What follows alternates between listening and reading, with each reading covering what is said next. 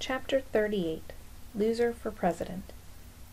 "So, Fantasticos," Mr. Daniel says, "I've told you about nominating a class president for our first ever school-wide student government.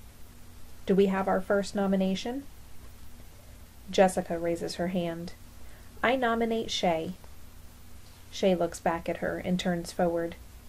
She looks like she's ready for her crown. "Okay, good. Another nomination?" No one. "Come on, we can't have an election with only one name." I wait, glancing around. I know there will be no more names because Shay has made it known since Mr. Daniels first announced the election that anyone who runs against her will regret it. In fact, their children and their children's children will regret it, and she can actually do something like that.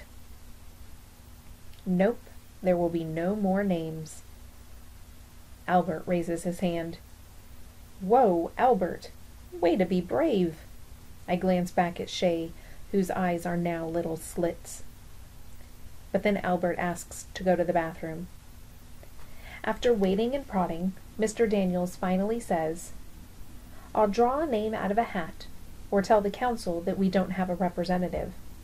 Come on, folks, step up." Another wait. Then Shay raises her hand. "Well, Shay, that's good sportsmanship. Who would you like to nominate?" She cracks a smile. "I nominate Allie Nickerson." Wait. No. She didn't say my name. I look back at her staring at me while Mr. Daniels compliments her again. And then it hits me like a boulder. Of course. She wants to win, so she nominated me, a surefire loser. "Is that okay?" Mr. Daniels asks me. Can I say no? "Yeah, you can say no, but I think you should run." I really, really want to say no. Just not to him. "Okay, I'll do it. I guess." "Good," he says. "Now both of you will need to say a few words tomorrow, and the voting will follow." "Oh, I get to write a speech?" Shay says to Jessica, and then I hear her whisper. I am terrified. I can't write a speech. After school, Mr. Daniels apologizes for not being able to help me today because he has a class at the college. However, he suggests that I just be honest about why I want to be president for the class. He asks if my mom can work with me tonight. I tell him that she will. I know she would in a heartbeat, but I would never ask her to help with this. It would just get her hopes up. I figure I should write something down if Shay is going to. I'll look like a baby with no speech.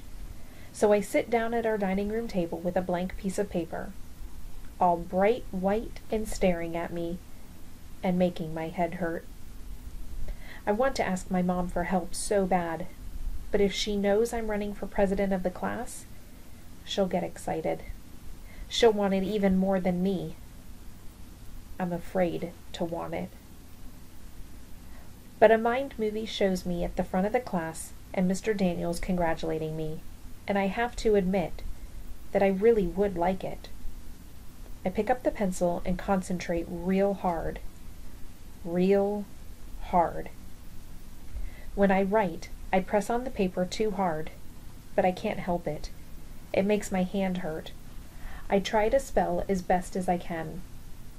It takes me an hour and a half to write 2 paragraphs. I finally go to bed praying for a high fever, the kind of sickness the whole town talks about, the kind of sickness that Albert will find super interesting.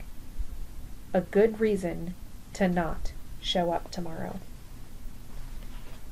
And that is the end of chapter 38.